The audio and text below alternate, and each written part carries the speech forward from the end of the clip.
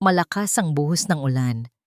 Walang tigil na parang latigong humahampas sa bubong at salamin ng mamahaling sasakyan ni Dharma. Kasabay nito ang mabigat na kabog sa kanyang dibdib, isang ritmong pamilyar na sa kanya sa loob ng 5 taon. Bigla niyang inapakan ang preno. Umaginit ang mga gulong sa basang kalsada. Isang malutong na mura ang kumawala sa kanyang bibig habang bahagyang umikot ang sasakyan bago ito tuluyang huminto. Wala siyang pakialam. Kahit pa sumalpok siya sa pader ng tulay na nasa unahan, wala na siyang mararamdaman. Ano pa ba ang masasakit pa sa nararamdaman niya ngayon? Ngayon ang araw na yon, ang anibersaryo. Ang araw kung kailan kinuha sa kanya ang lahat. Kanina lang, habang nakatayo siya sa harap ng puntod ng kanyang anak, hinayaan niyang basain siya ng ulan. Hinayaan niyang tumagos ang lamig hanggang sa kanyang mga buto. Baka sakaling sa ginaw na yon, kahit paano, ay manhid ang sakit. Ngunit nabigo siya. Ang bawat patak ng ulan ay parang paalala ng mga luhang hindi niya maiyak. 5 taon na, pero parang kahapon lang nangyari. Naaalala pa niya ang lahat. Ang pagring ng cellphone sa ibabaw ng kanyang lamesa. Ang boses ng kanyang sekretarya na nagsasabing tumatawag ang anak niya. At ang sagot niya, "Sabihin mo, tumawag na lang siya ulit. May meeting ako." Isang meeting para sa isang malaking company acquisition. Isang meeting na nagkakahalaga ng bilyon-bilyon. Isang meeting na mas pinili niya kaysa sa huling tawag ng kanyang nag-iisang anak. Iyon ang huling pagkakataon.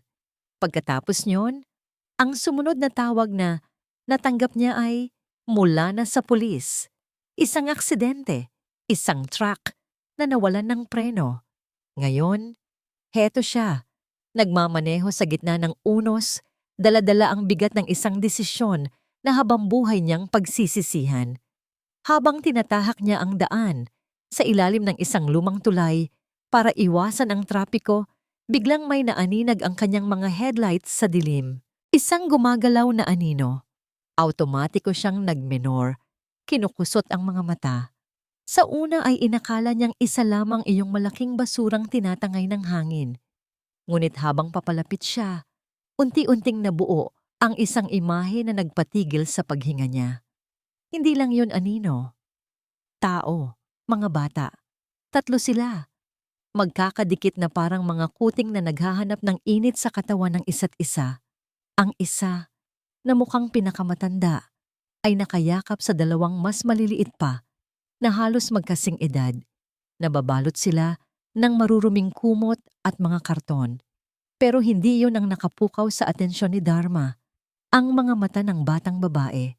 Nang tamaan ito ng ilaw mula sa kanyang sasakyan, hindi ito sumilaw o umiwas. Bagkus, tumitig ito pabalik sa kanya. Isang titig na puno ng pagbabantay, ng tapang na hindi akma sa maliit nitong pangangatawan. Sa isang saglit, sa kislap ng mga matang yon, nakita ni Dharma ang isang bagay na pamilyar. Nakita niya ang kanyang anak. Walang pag-aalinlangan. Itinigil niya ang sasakyan sa gilid ng daan. Pinatay niya ang makina. Sa gitna lamang ng malakas na patak ng ulan at ng sarili niyang paghinga, bumaba siya ng kotse. Hindi niya ininda ang ulan na agad bumasa sa kanyang mamahaling damit. Dahan-dahan siyang naglakad palapit sa mga bata. Tila ba natatakot na baka sa isang maling galaw ay maglaho sila na parang bula.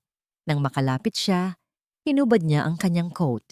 Mahal iyon, gawa ng isang sikat na designer, pero sa mga sandaling iyon, isa lang ang nasa isip niya. Ang init na maibibigay nito. "Heto," sabi niya. Ang boses ay bahagyang garalgal. Inilahad niya ang coat, pero hindi ito tinanggap ng batang babae. Mas lalo lang nitong hinigpitan ang yakap sa 2 kasama, na ngayon ay nagsisimula ng umiyak dahil sa takot. Ang mga mata ng dalagita ay nanatiling nakatutok sa kanya. Sinusuri ang bawat galaw niya.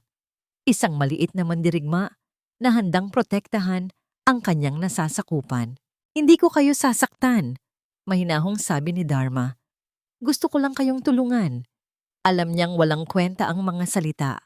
Sa mundong ito, ang mga salita ay madalas na kasinungalingan. Kaya naman, gumawa siya ng isang desisyon. Isang desisyon na hindi niya pinag-isipan, isang desisyon na idinikta ng puso niyang matagal nang basag at naghahanap ng lunas. Sumama kayo sa akin, sabi niya. Mas malinaw at mas matatag na ngayon. Bibigyan ko kayo ng ligtas na masisilungan, ng mainit na pagkain, katahimikan, tanging ang ulan lang ang maririnig. Nakita ni Dharma ang paglunok ng batang babae. Nakita niya ang pagtingin nito sa nanginginig niyang mga kapatid. Nakita niya ang pag-aalinlangan sa mga mata nito.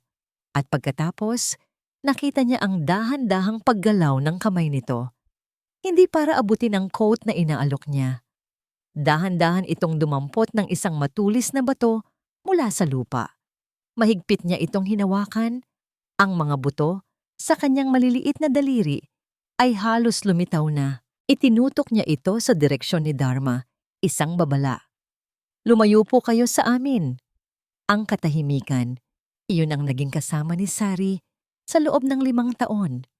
Isang katahimikan na nakakabingi, bumabalot sa bawat sulok ng mansyon na para bang isang makapal na alikabok. Ang bahay na ito, na dati puno ng tawanan at sigla, ay naging isang malaking museo ng alaala. Isang gintong hawla kung saan siya nakakulong kasama ng multo ng kahapon. Nakaupo siya sa sala, hawak ang isang tasa ng tsaa na kanina pa lumamig. Nang marinig niya ang ugong ng sasakyan ni Dharma, hindi niya ito pinansin. Gabi-gabi, ganito ang ritual. Darating ito, aakyat sa kwarto at magkukulong. Magkikita sila pero hindi mag-uusap. 2 estranghero na nakatira sa iisang bubong, pinag-ugnay na lang ng isang trahedya. Pero ngayong gabi, may kakaiba. Narinig niya ang pagbukas ng malaking pinto. Narinig niya ang mga yapak ni Dharma sa marmol na sahig, basa at mabigat. Ngunit may kasama itong ibang mga tunog, maliliit, nag-aatubiling mga hakbang, at isang mahinang iyak. Napataas ang noo ni Sari. Dahan-dahan siyang tumayo at naglakad patungo sa foyer. At doon, natigilan siya sa kanyang nakita. Nakatayo si Dharma, basang-basa sa ulan, ang mamahaling damit ay lukot at puno ng putik. At sa likod niya, nagkukumpulan ang 3 bata. Marurumi, payat, at nanginginig sa ginaw at takot. Ang amoy ng basang lupa at lansangan ay biglang humalo sa artipisyal na bango ng kanyang mansyon. Isang saglit, nagtama ang kanilang mga mata, ang kay Sari at ang kay Dharma. Nakita niya ang isang bagay sa mga mata ng kanyang asawa na matagal na niyang hindi nakikita. Determinasyon. Sari, panimula ni Dharma. Anong ibig sabihin nito, Dharma? Ang tanging lumabas sa bibig ni Sari, ang boses ay isang pabulong na sigaw. Sa loob tayo mag-usap, sabi ni Dharma, at walang ano-ano'y iginiya ang mga bata papasok, na parang pag-aari niya ang desisyon para sa lahat. Sa loob ng kanilang pribadong silid-aklatan, sumabog ang pinigilang emosyon ni Sari. Anong pumasok sa isip mo? Sino ang mga batang yan? Pinulot mo lang sila sa kung saan-saan at dinala dito sa pamamahay ko? Pamamahay natin. Pagtatama ni Dharma, ang boses ay kalmado, ngunit may diin. At kailangan nila ng tulong. Nakita ko sila sa ilalim ng tulay, Sari. Nanginginig sa ginaw, hindi ko sila pwedeng iwan doon. May mga institusyon para dyan. May DSWD. Hindi mo pwedeng basta na lang dalhin dito ang mga estranghero? Napahawak siya sa kanyang sentido, nararamdaman ang pamilyar na sakit ng ulo. Hindi sila estranghero sa akin, mahinang sabi ni Dharma. Isang sagot na lalong ikinagulo ng isip ni Sari. Sa huli, walang nagawa si Sari. Naroon na ang mga bata. Ang mga katulong ay nag-aabang ng utos. Sa kabila ng kanyang pagtutol, isang bahagi niya ang naawa. Kaya naman, Sa isang malalim na buntong hininga, siya na mismo ang nag-asikaso.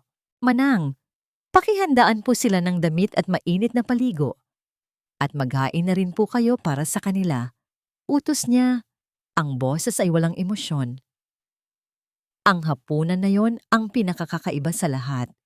Sa gitna ng mahabang lamesang gawa sa mahogany, sa ilalim ng kumikinang na chandelier, nakaupo ang tatlong bata. Malinis na sila ngayon. Suot ang mga lumang damit ng kanyang anak na babae. Ngunit ang takot at pag-aalinlangan ay bakas pa rin sa kanilang mga mukha. Hindi nila ginagalaw ang pagkain. Ang dalawang kambal ay nakatingin lang sa kanilang ate na parang naghihintay ng hudyat. At ang ate, si Maya, ay nakayuko lang.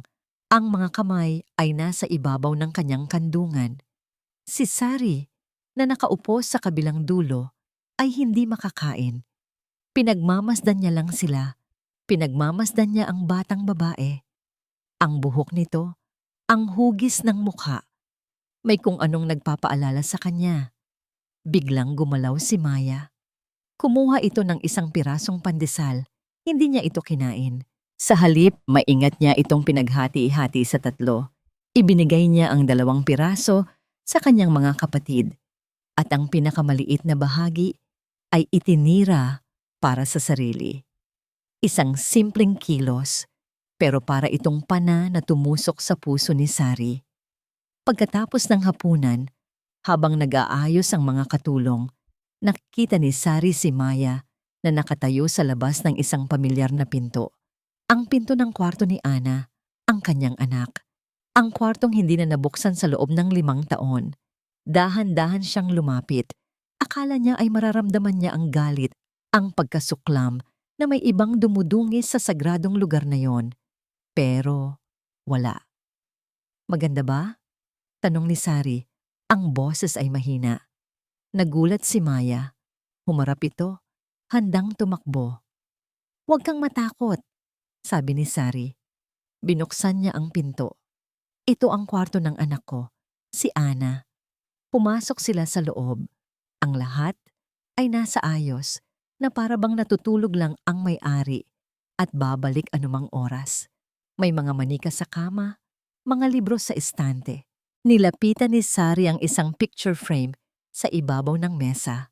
"Makulit din yon, katulad mo," sabi ni Sari habang hinahaplos ang larawan. Laging gustong protektahan ang lahat. Minsan, may inuwi siyang kuting na nakita niya sa kalye. Ayaw ng papa niya, pero hindi siya pumayag. Inalagaan niya hanggang sa lumaki.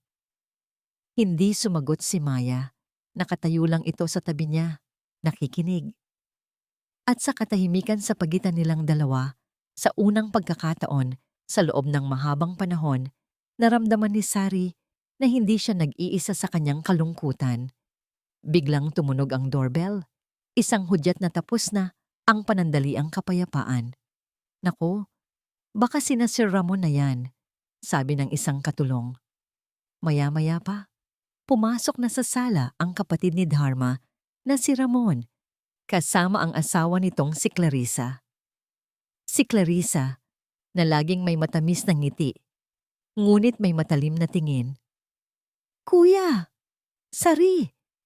Napadaan lang kami," bati ni Clarissa, sabay beso kay Sari. "Nabalitaan kasi namin na may bisita raw kayo."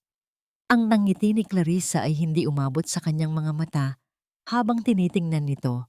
Mula ulo hanggang paa, ang 3 bata nakadarating lang din sa sala.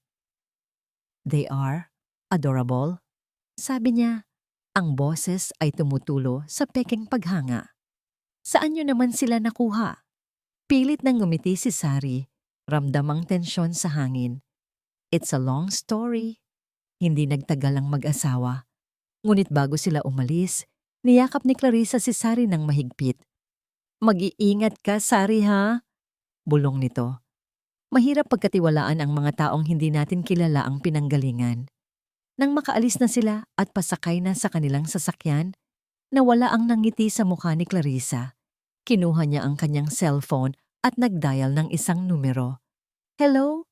sabi niya nang may sumagot sa kabilang linya. "Oo, ako to. Makinig ka. Sumandal siya sa malambot na upuan ng kotse. Ang mga mata ay malamig na parang yelo. May 3 daga na pumasok sa pamamahay ng hari. Kailangan nating alamin kung sino sila at kung paano sila paalisin. Malaki ang bahay.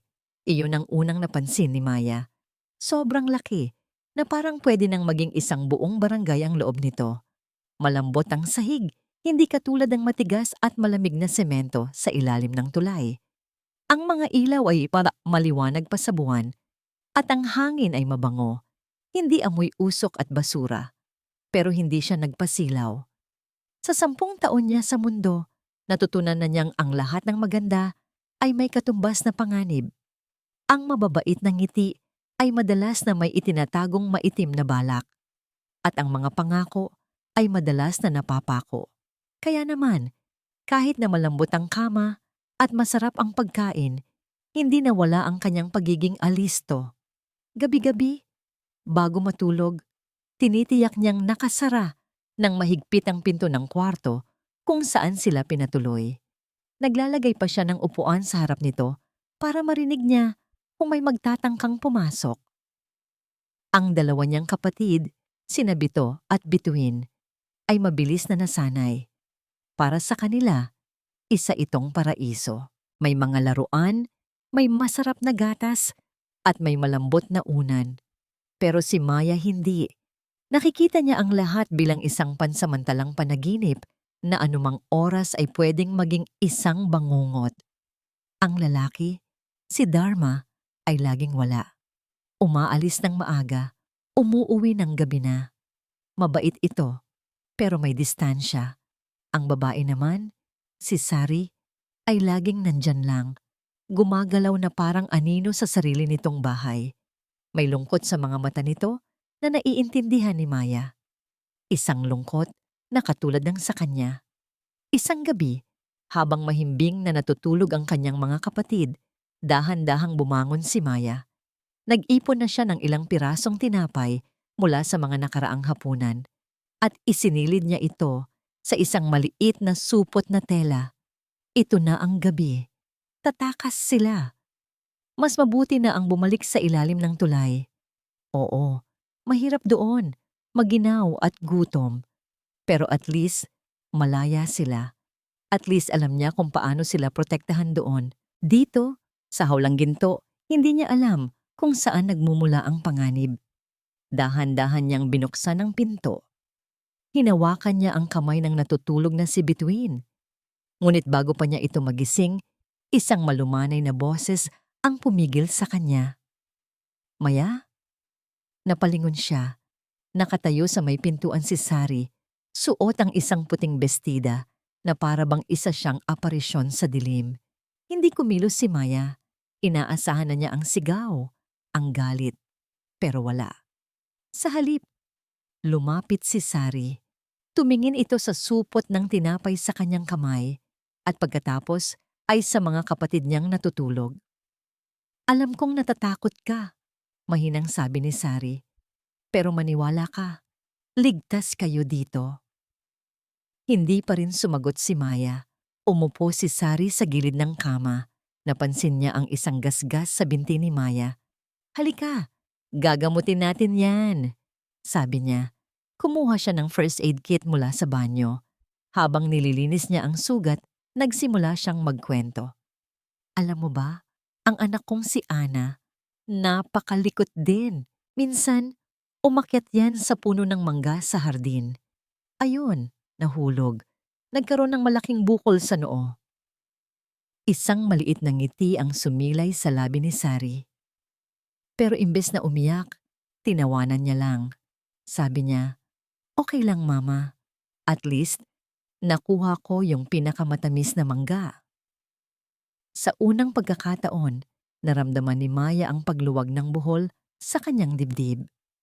Sa kwento ni Sari, naramdaman niya ang pagmamahal ng isang ina. Isang bagay na hindi niya kailanman naranan. Nang mga sumunod na araw, unti-unting bumababa ang pader na itinayo ni Maya. Ngunit kung kailan nagsisimula na siyang maniwala na baka nga totoo ang lahat, Baka nga pwede silang magkaroon ng isang tunay na tahanan. Doon naman dumating ang pinakamatindi niyang kinatatakutan, ang multo ng kanyang nakaraan. Isang hapon, habang naglalaro sila sa hardin, isang malakas na sigaw ang bumasag sa katahimikan. Maya, anak ko!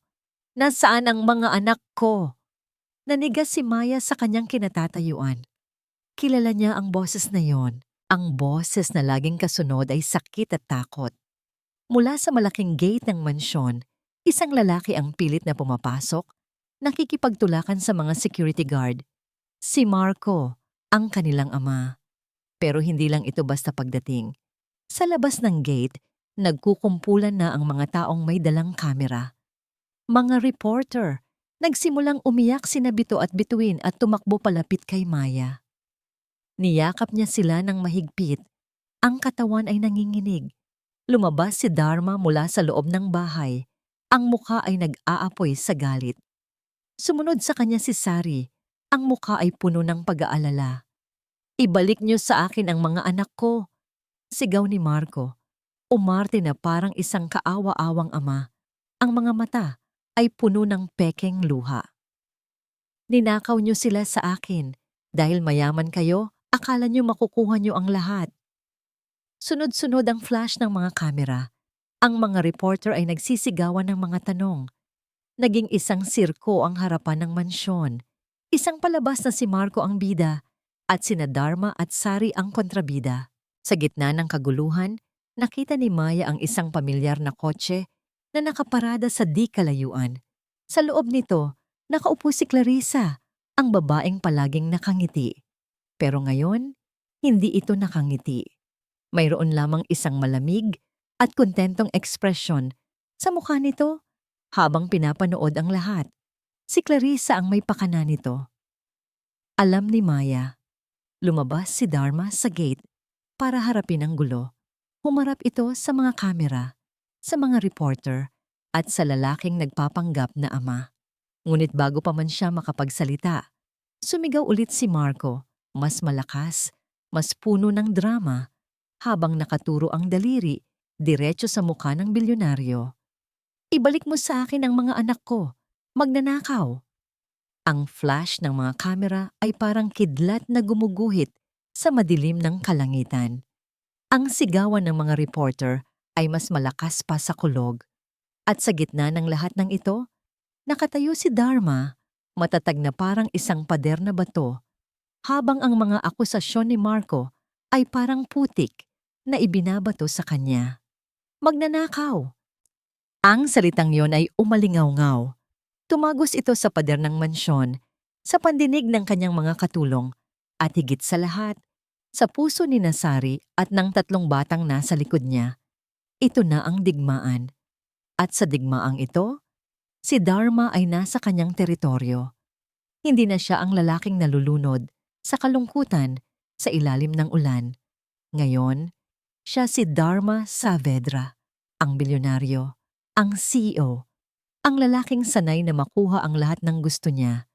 Kinabukasan, ang kanyang opisina ay naging isang war room. Ang kanyang mga abogado, ang kanyang public relations team, lahat ay nakaharap sa kanya, naghihintay ng utos. Ang mga mukha nila ay seryoso. Ang mga headline sa lahat ng dyaryo at news site ay iisa lang ang sinasabi. Bilyonaryo, inakusahang kumidnap ng mga bata.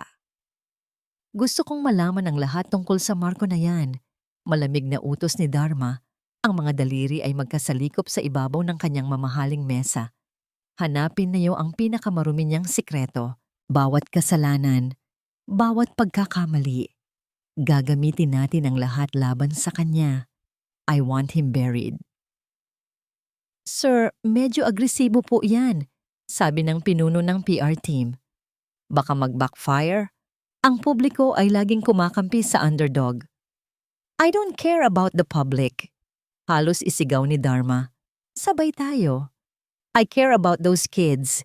Gagawin ko ang lahat para hindi sila makuha ng lalaking iyon. Use our money, use our influence. Manalo lang tayo sa kasong ito. Ang kanyang mga salita ay batas. Agad na kumilos ang kanyang team, ngunit sa kanyang determinasyon na manalo, hindi niya napansin ang pagbabago sa ekspresyon ng kanyang asawa.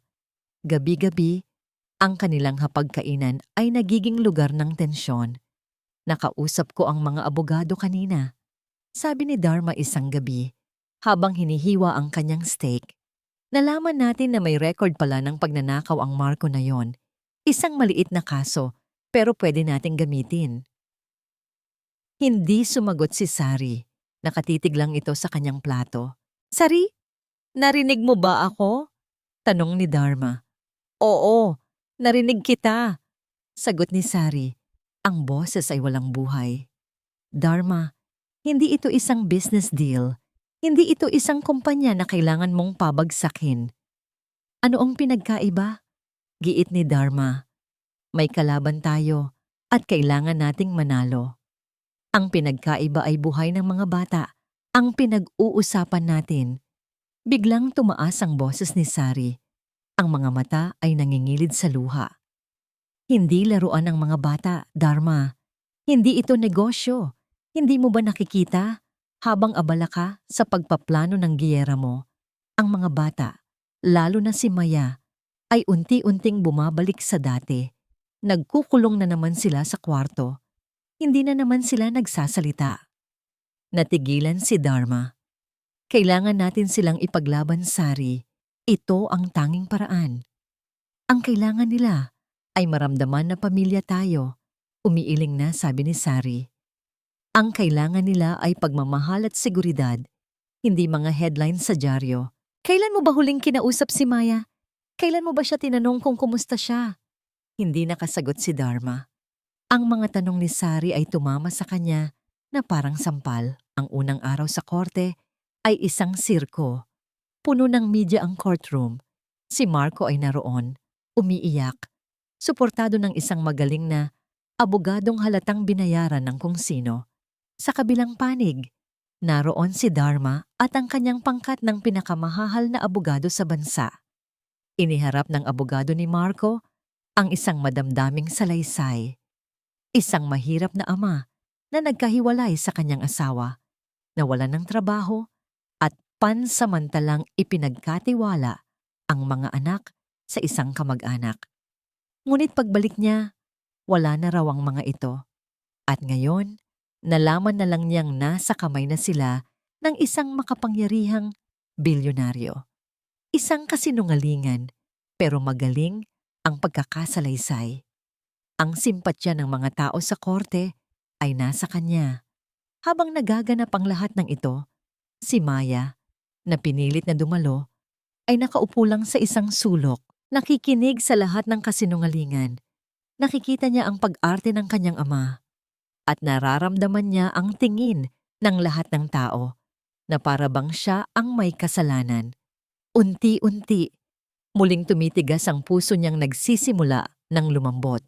Ang tiwalang sinubukan niyang buuin ay gumuho na parang kastilyong buhangin. Sa huli, bago matapos ang sesyon, naglabas ng isang sorpresa ang abogado ni Marco.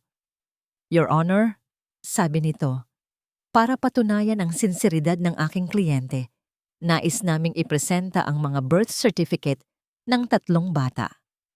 Ipinakita nito ang mga dokumento sa hukom. At kung mapapansin ninyo, Your Honor, sa mga dokumentong ito, ang pangalan ng ina ng mga bata ay nakalista. At ayon sa aming impormasyon, siya ay buhay pa.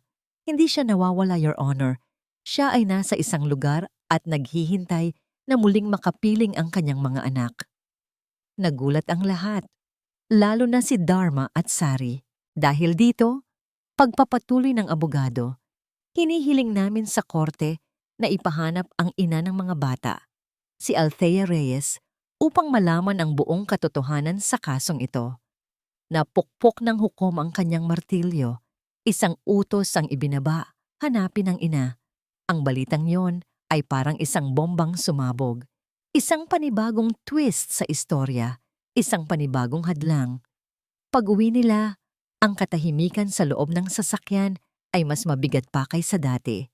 Pagdating sa mansyon, dumiretso si Maya sa kanyang kwarto at nilak ang pinto. Hindi pinapansin ang tawag ni Sari. Naiwan si Dharma sa sala. Pakiramdam niya ay nalulunod siya. Nanalo siya sa napakaraming laban sa mundo ng korporasyon. Ngunit sa laban para sa pamilyang gusto niyang buuin, pakiramdam niya, natatalo siya. Habang ang buong bahay ay naging extension ng opisina ni Dharma, laging may mga tumatawag na abogado, laging may mga dokumentong pinipirmahan, si Sari naman ay humanap ng kanlungan sa katahimikan. Iniwasan niya ang digmaan ng kanyang asawa. Para sa kanya, ang tunay na laban ay hindi nangyayari sa korte, kundi sa loob ng kwarto kung saan nagkukulong ang 3 bata. Ang mga sugat na kailangan niyang gamutin ay hindi makikita sa papel. Nakaukit ang mga ito sa mga puso ni Maya, Bito at Between. Hindi na niya sila pinilit. Hinayaan niya lang na laging may pagkain sa labas ng kanilang pinto. Minsan, nag-iiwan siya ng libro o isang laruan. Walang salita. Isang paalala lang na nandyan siya. Isang paalala na hindi sila nag-iisa. Isang gabi, malalim na, nagising si Sari sa isang kakaibang tunog. Isang mahinang ungol na parang sa isang hayop na nasasaktan. Agad siyang bumangon. Sinundan niya ang tunog na nagdala sa kanya sa tapat ng pinto ng kwarto ng mga bata. Dahan-dahan niya itong binuksan. Sa loob, nakita niya si Maya na pilit pinapatahan ng isa sa kambal, si Bunso. Nanginginig ang bata sa loob ng kumot at ang balat nito ay namumula. Agad na lumapit si Sari at hinawakan ng noo ng bata. Napakainit, parang nag-aapoy. Diyos ko, bulong ni Sari. Ang lahat ng pag-aalinlangan at lungkot sa kanyang sistema ay biglang naglaho. Napalitan ng isang emosyong matagal na niyang hindi naramdaman. Ang takot ng isang ina. Maya, kumuha ka ng basang bimpo. Bilis! Utos niya. Ang boses ay kalmado, ngunit may pagkaapurado. Siya naman, binuhat niya si Bunso, na ngayon ay nagsisimula ng magkombulsyon. Pumasok si Dharma sa kwarto, nagising sa komosyon. Nakita niya ang eksena. Si Sari, yakap-yakap ang nanginginig na bata. Ang muka ay puno ng determinasyon. Nakita niya ang asawa niya, hindi ang malungkot na babaeng kasama niya sa bahay, kundi ang inang handang gawin ang lahat para sa kanyang anak. Sa ospital, ngayon na, sigaw ni Sari. Ang biyahe papuntang ospital ay malabo sa isip ni Sari. Ang tanging naririnig niya ay ang sarili niyang dasal at ang hirap na paghinga ng bata sa kanyang mga bisig. Hindi niya binitawan si Bunso kahit nang nasa emergency room na sila. Siya ang kumausap sa mga doktor. Siya ang nagsabi ng mga sintomas. Siya ang pumirma sa mga papeles. Si Dharma ay nakatayo lang sa isang tabi. Hindi alam ang gagawin. Sa mundo niya ng mga numero at kontrata, wala siyang kapangyarihan dito. Magdamag silang nagbantay sa ospital. Si Sari, nakaupo sa tabi ng kama, hindi inaalis ang kamay sa pagkakahawak kay Bunso. Si Dharma naman, nakatayo sa may bintana, tahimik na pinagmamasdan ng kanyang asawa. Sa mga sandaling iyon, nakita niya ulit ang babaeng pinakasalan niya, ang babaeng puno ng buhay at pagmamahal bago pa man sila balutin ng trahedya. Nang mag-uumaga, unti-unting bumaba ang lagnat ni Bunso. Humihinga na ito ng mas maluwag. Nakahinga na rin ng maluwag si Sari. Ngunit sa kalagitnaan ng pagtulog ng bata, nagsimula itong managinip. Isang masamang panaginip. Huwag po, umiiyak nitong sabi habang tulog. Hinaplos ni Sari ang buhok nito. Shh, nandito lang si Mama. Ligtas ka na. Pero biglang sumigaw ang bata. Isang sigaw na puno ng takot. Isang sigaw na gumising sa natutulog na diwa ni Sari at Dharma. Huwag, Itay. Huwag mo kaming ibenta. Natigilan si Sari at Dharma. Nagkatinginan sila, ang kanilang mga mata ay parehong nagtatanong. Ibenta? Ang isang salitang iyon ay mas malakas pa sa isang pagsabog. Nang makauwi na sila sa bahay kinabukasan, habang natutulog si Bunso sa kanyang kama, dahan-dahang nilapitan ni Sari si Maya. na nakaupo sa isang sulok, yakap-yakap ang kanyang mga tuhod. Umupo si Sari sa sahig, sa tabi niya. Hindi siya nagsalita agad. Hinintay niya si Maya. Hindi niya sinasadya yung sinabi niya. Basag ni Maya sa katahimikan, ang boses ay nanginginig. Nanaginip lang po siya. Tumingin si Sari kay Maya. Ang mga mata ay puno ng awa at pag-unawa. Maya, sabi niya, napakalumanay. Anak, ano ang totoong nangyari sa inyo? At doon, ang pader na matagal nang itinatayo ni Maya ay tuluyan ng gumuho. Humagulgol siya. Isang iyak na naglalaman ng lahat ng sakit, takot, at pagod. Nakinimkim niya ng mag-isa. Lumapit si Sari at niyakap siya ng mahigpit. At sa bisig ng babaeng akala niya ay kaaway, isinuko ni Maya ang lahat. Totoo po yun, sabi niya sa gitna ng kanyang mga hikbi. Sinubukan niya kaming ibenta sa mga sindikato na namamalimos sa kalye, kapalit ng pera para sa sugal niya. Nakatakas lang po kami. Ang bawat salita ay parang kutsilyong sumasaksak sa puso ni Sari. Niyakap niya si Maya ng mas mahigpit. Hinahayaan itong ilabas ang lahat ng sakit. Si Dharma, na nakikinig mula sa may pintuan, ay napakuyom ng kanyang mga kamao. Ang mukha ay nagbago dahil sa matinding galit. Ngayon, naiintindihan na nila ang lahat. Ang takot ni Maya, ang dahilan kung bakit ayaw nitong magtiwala. Sa gitna ng mabigat na eksenang yon, biglang tumunog ang cellphone ni Dharma. Sinagot niya ito, lumayo ng kaunti. Yes? Sabi niya. Ang boses ay magasili, ay magaspang pa rin dahil sa galit. Nakinig siya sa kabilang linya. Biglang nagbago ang ekspresyon ng kanyang muka. Mula sa galit, naging pagkabigla. Sige. Sige, naiintindihan ko. Ibinaba niya ang telepono. Tumingin siya kay Sari na nakatingin na rin sa kanya. Nagtatanong. Nahanap na nila ang ina. Sabi ni Dharma, ang boses ay mabigat. Huminto ang mundo ni Sari. Nasaan siya? Nag-aalangang sumagot si Dharma. Nasa isang mental hospital siya. Ang amoy ng mental hospital ay kakaiba. Isang halo ng gamot, disinfectant at kalungkutan. Para kay Dharma, ito ang amoy ng kawalang pag-asa. Kasama niya si Sari na tinatahak ang isang mahaba at tahimik na pasilyo. Bawat bukas ng pinto na madaanan nila ay nagpapakita ng mga eksenang mahirap tingnan.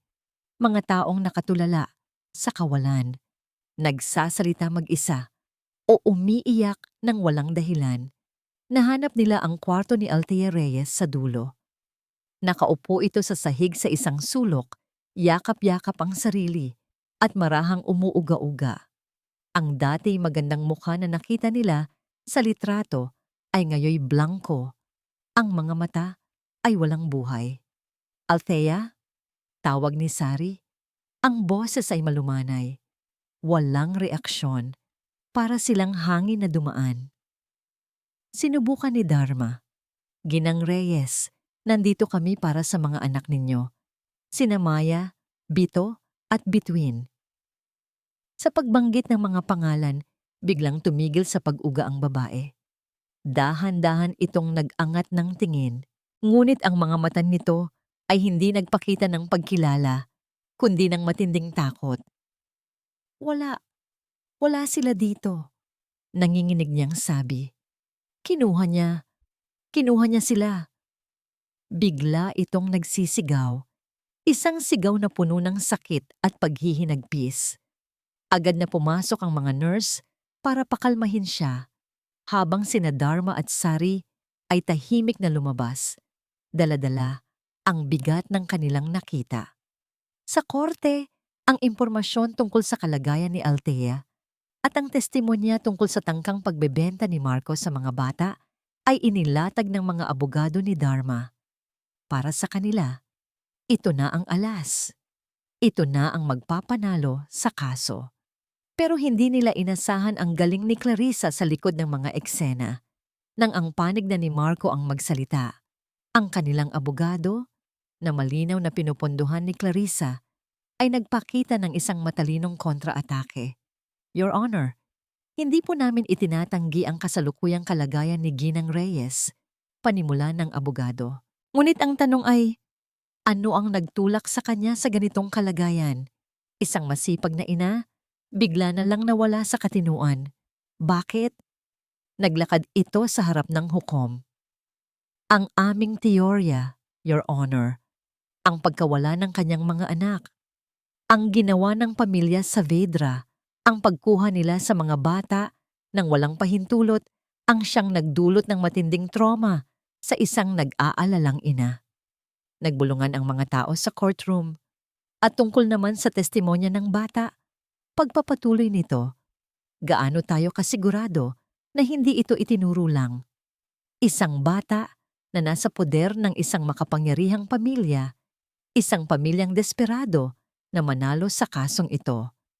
Madaling maimpluwensyahan ang isip ng isang bata, Your Honor. Mas lalong nagulat sina Dharma at Sari. Ang kanilang katotohanan ay binabaluktot sa harap nila. Pero hindi pa doon natapos ang abogado. Mayroon pa siyang huling baraha. Your Honor, ang kapakanan ng mga bata ang pinakamahalaga dito. At para masiguro yon, kailangan silang mapunta sa isang stable at mapagmahal na tahanan. Humarap ito kina Dharma at Sari. Ngunit gaano ka-stable ang tahanan ng mga Saavedra? Isang recording ang ipinarinig sa buong korte. Hindi ito negosyo, Dharma. Hindi mo ba nakikita? Ang boses ni Sari, puno ng galit at frustrasyon mula sa isa sa kanilang mga pagtatalo, ay umalingaw-ngaw sa buong silid. Sinundan pa ito ng isa pa. Use our money. Use our influence. Manalo lang tayo. Ang sigaw naman ni Dharma. Sina Dharma at Sari ay napatingin sa isa't isa. Parehong nanlalamig. May nag-traidor sa kanila. May nag-record ng kanilang mga pribadong pag-aaway. Isang katulong na sinuhulan ni Clarissa. Isang tahanan na puno ng sigawan. Isang tahanan kung saan ang pera at kapangyarihan ang ginagamit na solusyon. Isang tahanan kung saan ang mag-asawa ay hindi magkasundo. Ito ba ang stable na kapaligiran na gusto nating kalakihan ng mga batang ito, Your Honor? Pagtatapos ng abogado, natahimik ang lahat. Si Dharma at Sari ay walang masabi. Ang kanilang mga kahinaan, ang kanilang mga pagkakamali, ay iniladlad para pagpiestahan ng lahat. Ang desisyon ng hukom ay mabilis at parang isang malakas na sampal. Dahil sa mga komplikadong issue na lumabas sa kasong ito, sabi ng hukom, ang boses ay matigas at para na rin sa agarang proteksyon ng mga bata mula sa stress at posibleng negatibong impluensya. Ang korte ay naguutos na pansamantalang ilagay ang 3 bata sa pangangalaga ng Department of Social Welfare and Development. Parang bombang sumabog ang mga salitang yon. Ang mga bata ay mananatili sa isang government-accredited na ampunan habang hinihintay ang pinal na desisyon ng korte. Kinagabihan, dumating ang mga social workers sa mansyon. Walang emosyon sa mukha ni Maya habang inaayos niya ang kanilang maliit na bag. Hindi na siya umiyak. Parang manhid na siya sa sakit. Paulit-ulit na lang. Sa tuwing aasa siya. Sa tuwing magsisimula siyang magtiwala, lagi siyang binibigo. Lumapit si Sari. Ang mga mata ay namumugto. Anak, babalikan ka namin. Pangako. Tumingin si Maya sa kanya. Hindi galit, hindi lungkot. Isang blangkong tingin na mas masakit pa sa anumang sigaw. Isang tingin na nagsasabing, "Pina nga ba?" Nang isinakay na sa sasakyan ang mga bata, hindi na kinaya ni Sari. Napaluhod siya sa sahig na marmol. Ang mga hikbi ay walang tigil. Lumapit si Dharma. Susubukang itayo ang asawa. Pero umatras si Sari. Tumingin ito sa kanya. Ang mga mata ay puno ng sakit at kawalan ng pag-asa. "Natalo tayo, Dharma," sabi niya. Ang boses ay basag. Natalo na naman tayo. At sa mga salitang iyon, naramdaman ni Dharma na hindi lang ang mga bata ang nawala sa kanya, pati ang kanyang asawa at ang huling piraso ng kanyang pag-asa ay unti-unti na ring nawawala. Ang katahimikan ay bumalik. Ngunit ngayon, mas mabigat ito, mas malupit. Hindi na ito ang pamilyar na katahimikan ng kalungkutan, kundi ang nakakabinging katahimikan ng kabiguan. Walang nang umiiyak, walang nang nagtatalo. Tila ba pati ang mansyon ay natutong huminga ng dahan-dahan, takot na baka makagawa ng ingay na lalong magpapaalala sa lahat ng nawala. Para kay Sari, ang bawat araw ay isang paglalakad sa loob ng isang mausoleo. Ang mga laruan ni Nabito at bituin na naiwan sa sala, ang sapatos ni Maya sa may pintuan, lahat ay mga monumento ng isang pamilyang hindi nabuo. Isang hapon, hindi na niya nakayanan ng bigat. Dinala siya ng kanyang mga paa sa harap ng nag-iisang pinto sa bahay na mas matagal nang nakasara. Ang pinto ng kwarto ni Ana. Piniihit niya ang seradura. Pumasok siya. Ang amoy ng kanyang anak ay naroon pa rin, nakakapit sa mga unan at kumot.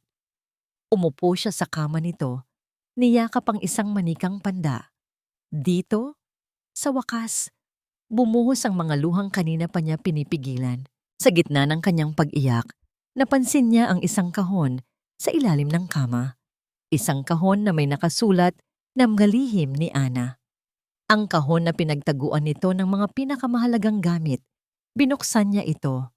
Sa loob, sa ilalim ng mga lumang litrato at mga tuyong bulaklak, may isang maliit na kwaderno, kulay rosas, na may maliit na kandado. Ang diary ni Ana. Nahanap niya ang susi sa loob din iyon ng kahon. Nanginginig ang mga kamay niya habang binubuksan ito. Binuklat niya ang mga pahina at binasa ang mga huling isinulat ng kanyang anak. Ang mga salita ay simple, sulat kamay ng isang bata. Ngunit ang bawat letra ay parang punyal na tumatarak sa puso ni Sari. Dear Diary, hindi na naman po umuwi si Papa para sa dinner. Sabi ni Manang, busy daw po siya sa company. Lagi naman po siyang busy. Sana balang araw, maging kasing importante din ako ng company niya. Pinuklat pa niya. Dear Diary, birthday ko po ngayon. Nag-away na naman si Mama at si Papa. Hindi po sila nagsisigawan, pero ramdam ko po. Ang lungkot-lungkot po sa bahay. Niregaluhan po ako ni Papa ng bagong-bagong dollhouse. Yung pinakamalaki sa store. Pero ang gusto ko lang naman po talaga, maglaro kami kasama niya. At ang huling-huling sinulat, isang araw bago ang aksidente. Dear Diary, may school play po kami bukas. Ako po yung puno. Sabi ni Papa, manonood daw po siya. Promise daw po niya. Sana po. Sana po talaga. Hindi na natapos ni Sari ang pagbabasa.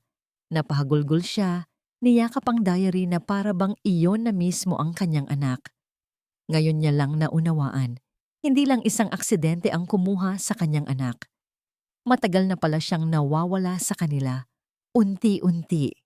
Sa bawat meeting na pinuntahan ni Dharma, sa bawat luhang itinago ni Sari, sila ang pumatay sa kanya. Ang kanilang pagpapabaya.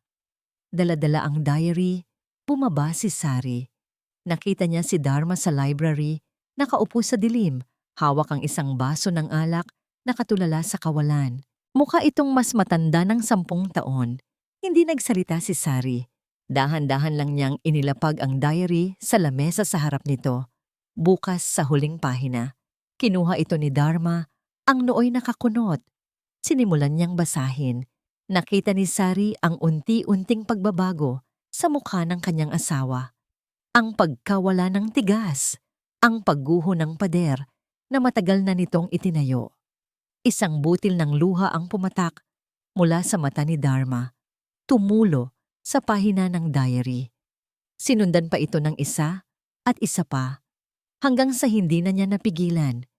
Sa unang pagkakataon sa loob ng 5 taon, sa harap ng kanyang asawa, umiyak si Dharma na parang isang bata. Hindi iyak ng galit, Hindi iyak ng pagod. Ito ay iyak ng isang amang sa wakas ay naunawaan ang tunay niyang pagkakasala. Lumapit si Sari at umupo sa tabi niya. Niyakap niya ito. At sa gitna ng kanilang mga hikbi, sa unang pagkakataon, sa mahabang panahon, hindi na sila 2 taong magkahiwalay na nagluluksa. Sila ay naging isa. 2 basag na pusong muling naghahanap ng paraan upang mabuo. Sa gitna ng kanilang pag-iyak, biglang tumunog ang telepono ni Dharma. Sa una, hindi niya ito pinansin, ngunit mapilit ang pagring. Nanginginig ang kamay na sinagot niya ito. Hello? Mula sa kabilang linya, ang kanyang hepe ng mga abogado. Sir Dharma, sabi nito, may nakita po kami. Isang bagay na hindi namin napansin dati. Nakinig si Dharma. Binalikan po namin ang police report ng aksidente 5 taon na ang nakakaraan. May isang witness, isang mekaniko malapit sa lugar na nagsabing nakita niyang may kinalikot sa kotse ng anak ninyo ilang oras bago ang aksidente. Pero hindi na siya muling nakita. Pagkatapos noon, bigla na lang naglaho. Napaupo ng tuwid si Dharma, ang mga mata ay ng lalaki. Pero hindi lang po iyan, sir. Ang mas importante, sa tulong ng ilang koneksyon, na-trace namin ang bank account ng mekanikong yon. 1 linggo pagkatapos ng aksidente, may pumasok na 1 milyong piso galing sa isang shell company. Kaninong kumpanya? Tanong ni Dharma, ang boses ay nagbabadya ng panganib. Iyon na nga po ang sinusubukan naming alamin ngayon, sir. Ang pag-uusap na yon ang nagbago sa lahat. Biglang nagkaroon ng bagong liwanag sa madilim na silid. Hindi na ito tungkol sa pag-aampon. Ito ay tungkol sa hustisya. Ang Dharma na sumagot sa abogado ay hindi na ang aroganteng CEO. Hindi na rin ang sirang ama. Ito ay isang bagong tao. Isang taong natagpuan ang kanyang layunin sa gitna ng sakit. Huwag pera ang gamitin ninyo. Mahinahon, ngunit mariin niyang sabi sa telepono. Gamitin ninyo ang batas. Hanapin ninyo ang katotohanan. Ilang oras ang lumipas. Gabi na. Magkatabi pa rin sina Dharma at Sari sa sofa. Ang diary ni Ana ay nasa pagitan nila nang muling tumunog ang telepono. Sinagot ito ni Dharma. Sir, sabi ng abogado sa kabilang linya, ang boses ay nagmamadali. Natunto na namin. Ang Shell Company. Nakuha namin kung sino ang nagrehistro. Sino? Tanong ni Dharma, ang puso niya ay kumakabog. Nagkaroon ng 1 segundong katahimikan sa kabilang linya bago sinabi ng abogado ang pangalan. Ang personal assistant po ni Clarissa Saavedra. Ang courtroom ay mas malamig kaysa dati. O baka para lang yon sa pakiramdam ni Dharma. Bawat pag-upo sa silyang yon ay parang isang pagbabalik sa bangungot. Ngunit ngayon, may pagkakaiba. Ngayon, alam na niya kung sino ang tunay na kalaban. Katabi niya si Sari. Hindi na sila magkalayo. Ang kanilang mga kamay ay magkahawak sa ilalim ng mesa. Isang tahimik na simbolo ng kanilang nabuong muling pagkakaisa. Hindi na sila naroon para lang sa mga bata. Naroon sila para sa hustisya, para kay Ana. Ang abogado ni Marco ay nasa gitna ng kanyang pangwakas na argumento. Puno ito ng kumpiyansa. Ipinipinta ang isang larawan ng pagmamaltrato at kawalang katarungan sa kamay ng mayayamang Saavedra. Panahon na para tapusin ang paghihirap ng mga batang ito, Your Honor. Sabi niya, ang boses ay umaalingaw-ngaw. Panahon na para ibalik sila sa kanilang tunay na ama at para patunayan na ang hustisya ay hindi lamang para sa mayayaman. Umupo ito. Ang mukha ay puno ng paghanga sa sarili. Si Clarissa, na nakaupo sa likuran ay may isang maliit at tagumpay na ngiti sa kanyang mga labi. Si Ramon naman sa tabi niya ay mukhang hindi mapakali. May idadagdag pa ba ang panig ng mga Saavedra bago ako magbigay ng desisyon? Tanong ng hukom. Tumayo ang hepe ng mga abogado ni Dharma. Kalmado. Formal. Mayroon po, Your Honor. Isang huling ebidensya. Nagbulungan ang mga tao. Ano pa ang posibleng ilabas nila? Your Honor, sabi ng abogado. Ang kasong ito ay nagsimula sa isang simpleng custody battle. Ngunit sa aming pagsisiyasat, natuklasan namin na ang lahat ng ito ay konektado sa isang mas malaki at mas madilim na krimen. Diretsuhin mo na ang punto mo, counsel, sabi ng hukom, naiinip. Ang punto ko po, Your Honor, ay ang aksidenteng ikinamatay ng nag-iisang anak nina, Mr. and Mrs. Saavedra, 5 taon na ang nakalilipas, ay hindi isang aksidente. Isang nakakabinging katahimikan ang bumalot sa buong courtroom. Pati ang hukom ay natigilan. Si Clarissa sa likuran ay biglang nawala ang nangiti. Mayroon kaming hawak na sinumpaang salaysay mula sa isang mekaniko na nagngangalang Rody Cruz, pagpapatuloy ng abogado, habang iniaabot ng kanyang assistant ang isang folder. Inaamin niya na binayaran siya para sirain ang preno ng sasakyang minamaneho ni Ana Saavedra. Sumabog ang bulungan sa loob ng korte. Objection, Your Honor. Irrelevant sa kaso. Sigaw ng abogado ni Marco. Overruled! Let him continue. Mariing sabi ng hukom. Ang mga mata ay nakatutok sa abogado ni Dharma. At hindi lang po iyan, Your Honor. Nakuha rin po namin ang bank records na nagpapatunay na si Mr. Cruz ay nakatanggap ng 1,000,000 piso mula sa isang shell company. Isang kumpanyang nakarehistro sa pangalan ng personal assistant ni Mrs. Clarissa Saavedra. Lahat ng mga mata ay napalingon kay Clarissa. Ang kanyang muka ay namutla, parang isang puting papel. Si Ramon, sa tabi niya ay napatingin sa kanya. Ang muka ay puno ng pagtataka at takot. Kasama po sa aming ebidensya ang isang video confession mula kay Mr. Cruz na kasalukuyan ng nasa kustodya ng pulisya. Hindi totoo yan. Ang sigaw ay nanggaling kay Clarissa. Hindi na niya napigilan. Tumayo siya. Ang mga mata ay nanlilisik. Ang buong katawan ay nanginginig. Kasama yan sa mga paninira nila. Gawa-gawa lang nila ang lahat. Mrs. Saavedra, please calm down, utos ng hukom. Pero huli na ang lahat. Para siyang isang hayop na nasukol. Aksidente lang yun! Sigaw niya. At sa mga salitang yon, nilagdaan na niya ang sarili niyang hatol. Hindi ko sinasadyang mamatay siya. Isang malakas na gasp ang narinig sa buong courtroom. Si Ramon ay napatingin sa kanya, hindi makapaniwala. Clarissa, ano ang sinasabi mo?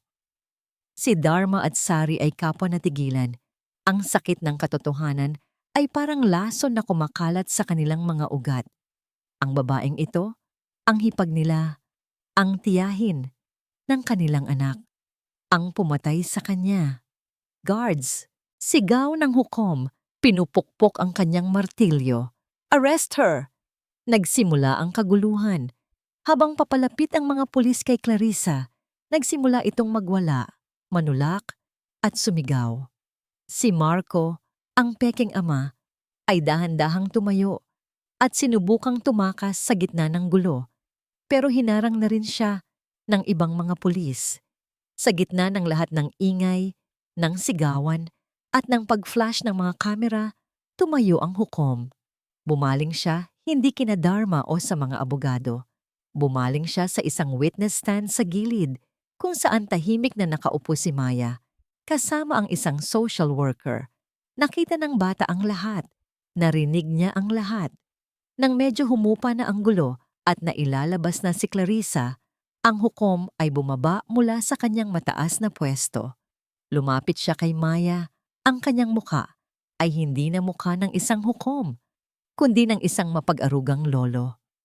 Lumuhod siya sa harap ng bata para maging magkalibel ang kanilang mga mata. Ang buong courtroom ay tumahimik, naghihintay. Anak, sabi ng hukom, ang boses ay malumanay na ngayon. Puno ng awa. Tapos na ang lahat ng gulo. Ngayon, may isa na lang akong tanong para sa'yo at gusto kong maging tapat ka sa sagot mo. Hinawakan niya ang kamay ni Maya. Anak, saan mo gustong tumira? Ang lahat ng ingay ay biglang nawala. Para kay Maya, ang buong courtroom ay naging isang malaking entablado at lahat ng ilaw ay nakatutok sa kanya. Naramdaman niya ang titig ng lahat, Ang titig ng hukom na naghihintay. Ang titig ng mga taong hindi niya kilala. Ang titig ni Marco, ang kanyang ama, na ngayon ay nakayuko sa isang sulok, nanginginig sa takot. At ang titig nina, Dharma at Sari, ang kanilang mga mata. Hindi ito nanguutos, hindi ito nagmamakaawa. Puno lang ito ng pag-aalala, ng pag-asa, at ng isang pagmamahal na walang hinihinging kapalit. Naalala niya ang pakiramdam ng malamig na semento sa ilalim ng tulay. Naalala niya ang gutom, ang ginaw, ang takot na baka sa paggising niya, mag-isa na lang siya. Pagkatapos, naalala niya ang init ng kumot sa mansyon, ang lasa ng mainit na sopas, ang pakiramdam ng kamay ni Sari habang ginagamot ang kanyang sugat. Ang titig ni Dharma mula sa malayo, isang titig na puno ng lungkot, pero may bahid ng pag-asa. Alam niya kung ano ang isang hawla. Ang buhay kasama ang kanyang ama. Iyon ang hawla. Isang hawla ng takot at kasinungalingan. Ang mansyon, sa una, ay inakala niyang isang gintong hawla. Ngunit sa paglipas ng panahon, naunawaan niya, hindi ito hawla. Isa itong pugad na sinisirang buuin muli. Isang tahanan na naghahanap ng mga ibong handang manatili. Huminga siya ng malalim. Ang kanyang maliit na dibdib ay punong-puno ng iba't ibang emosyon. Tumingin siya diretso sa mga mata ng hukom. Ang takot na laging bumabalot sa kanya ay unti-unting nawala. Gusto ko po, panimula niya. Ang boses ay maliit, ngunit malinaw at matatag. Hindi ito nanginginig. Gusto ko po kila Mama Sari at Papa Dharma. 2 salita. Mama, Papa. Sa unang pagkakataon, binigkas niya ang mga yon.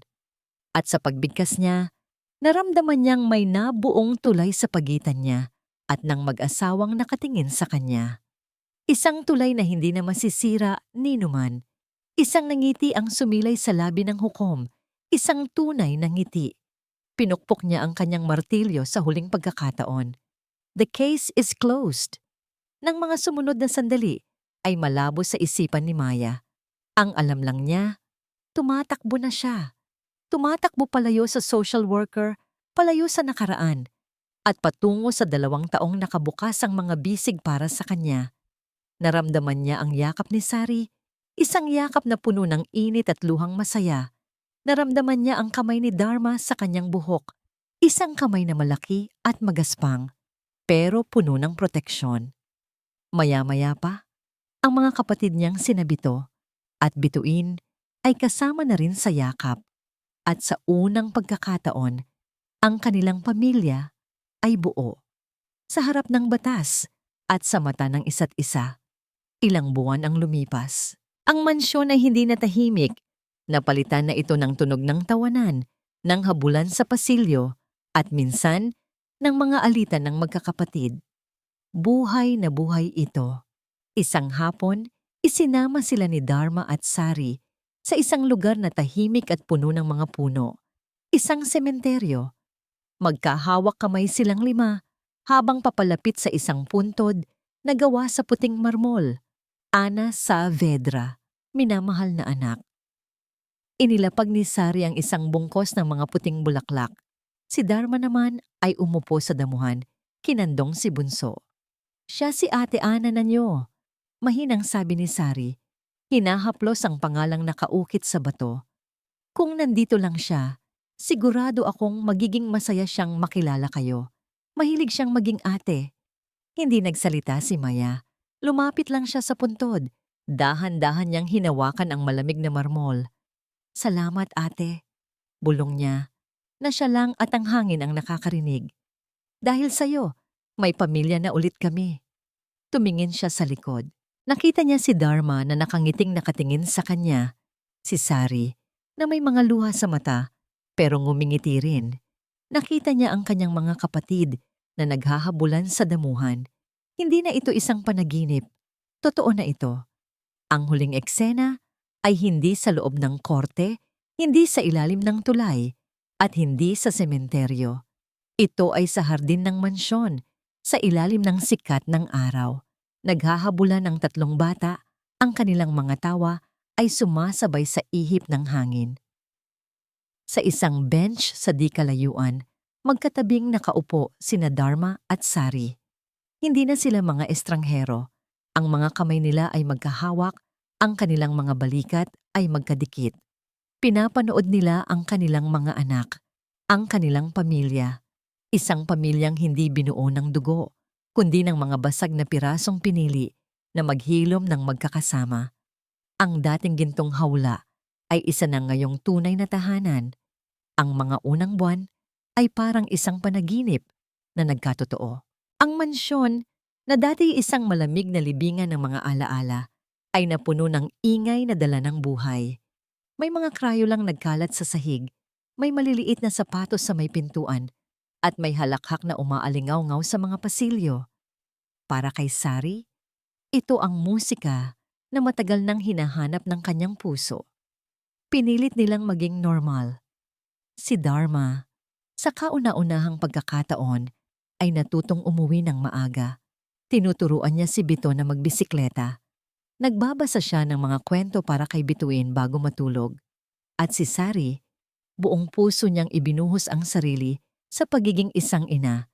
Nagluluto ng paborito nilang pagkain, tumutulong sa kanilang takdang aralin, at niyayakap sila sa tuwing natatakot sila sa dilim.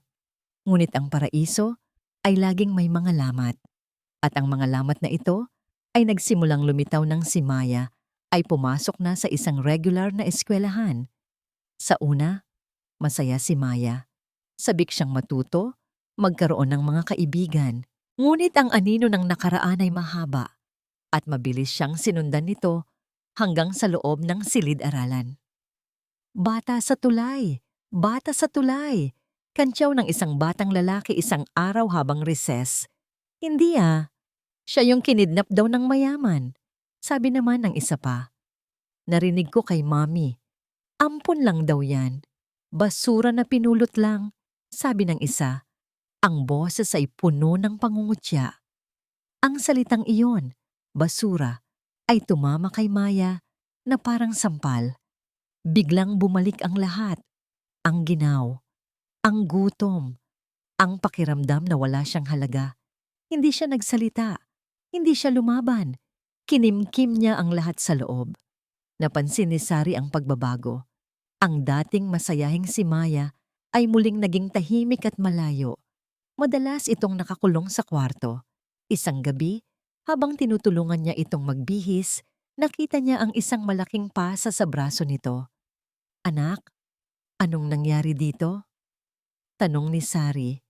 Ang boses ay puno ng pag-aalala. Wala po, Mama. Nadapa lang po ako. Mabilis na sagot ni Maya. Iniiwas ang tingin. Pero alam ni Sari na hindi iyon totoo.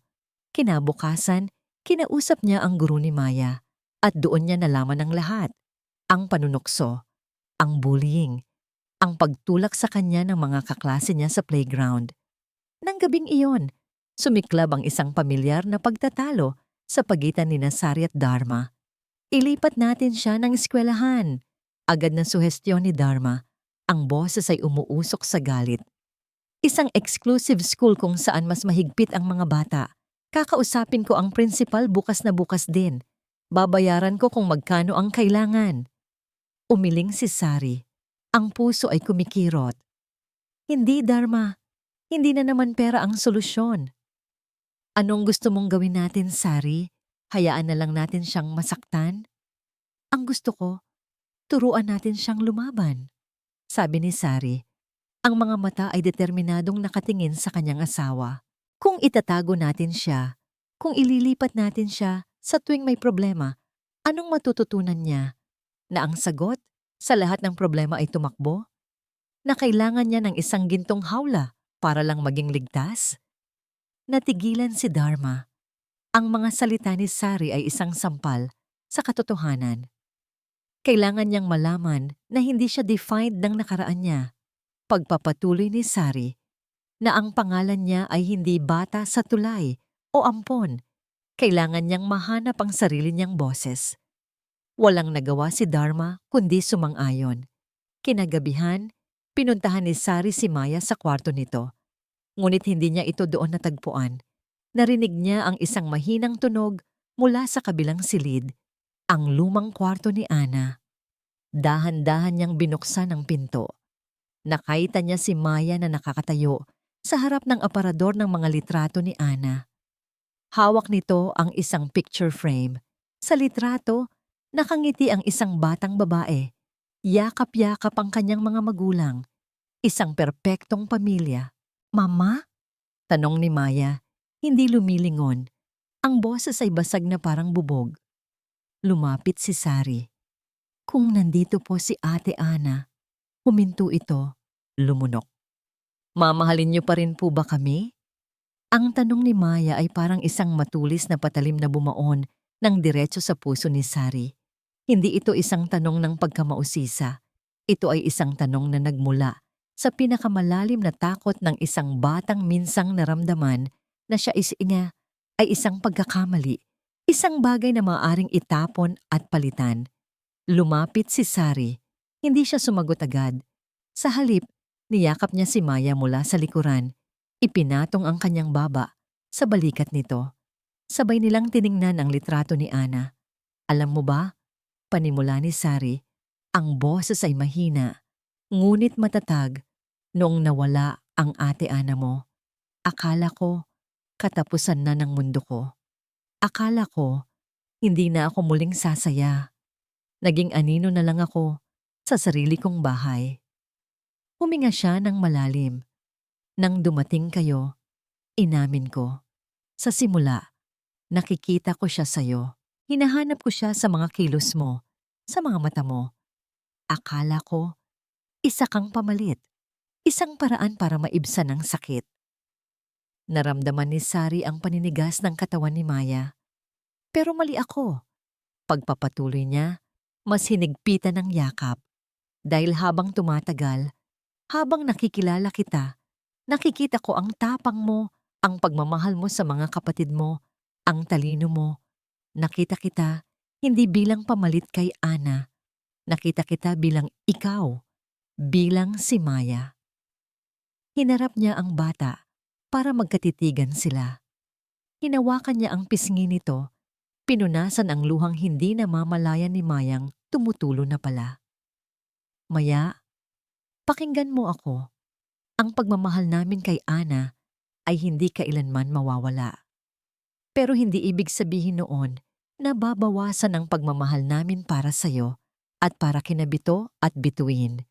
Ang puso ng isang magulang, anak, ay hindi parang isang pitsa na kapag ibinigay mo sa isa, mauubusan ka na para sa iba.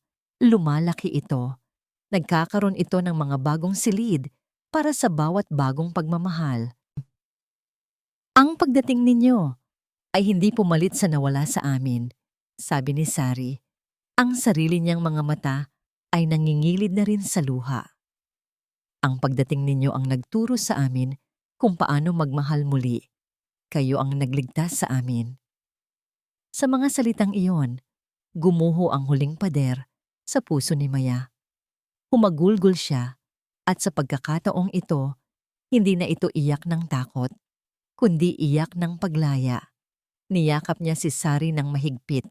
Ibinuhos ang lahat ng bigat na matagal na niyang dinadala. Kinabukasan, may nagbago. Pumasok si Maya sa eskwelahan na mas mataas ang noo.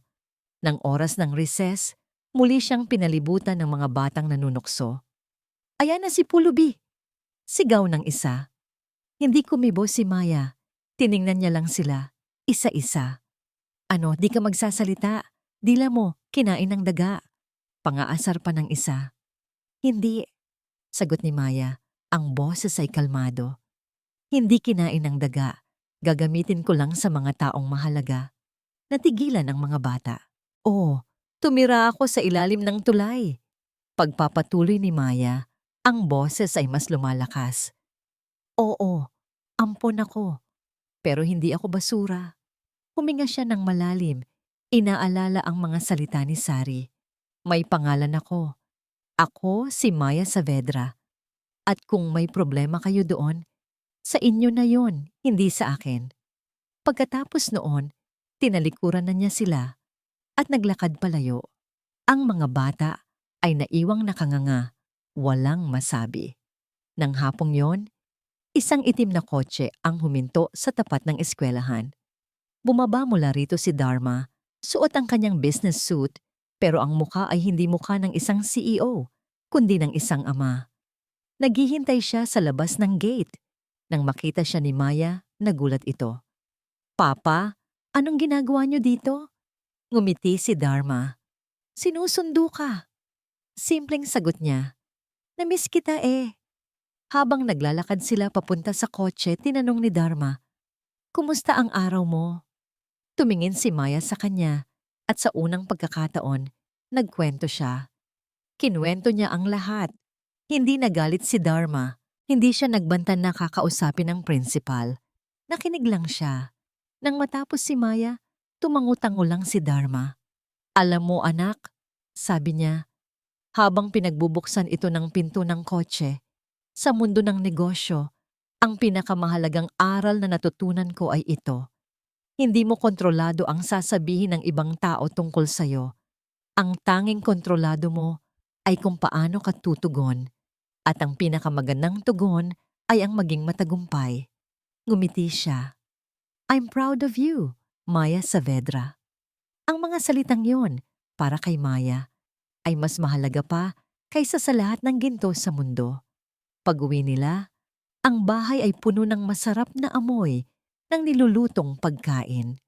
Nadatnan nila si Sari sa kusina, kasama sina Bito at Bituin na nagugulo sa paggawa ng dessert. "Mama, Papa, tingnan nyo!" Sigaw ni Bituin, puno ng tsokolate ang mukha. "Gumawa kami ng cake para sa'yo, ate." Nakatayo sa gitna ng magulong kusina, napapalibutan ng kanyang mga kapatid. Sa ilalim ng mapagmahal na tingin ng kanyang mga magulang, naramdaman ni Maya ang isang bagay na mas matibay pa sa semento at mas matayog pa sa anumang tulay. Ang pakiramdam ng pagiging kabilang, ang pakiramdam ng isang tunay na tahanan. Ang mga anino sa ilalim ng tulay ay naroon pa rin sa kanyang alaala, ngunit hindi na sila nakakatakot. Sila na ngayon ay isang paalala. Hindi ng kung saan siya nanggaling, kundi ng kung gaano nakalayo ang kanyang narating.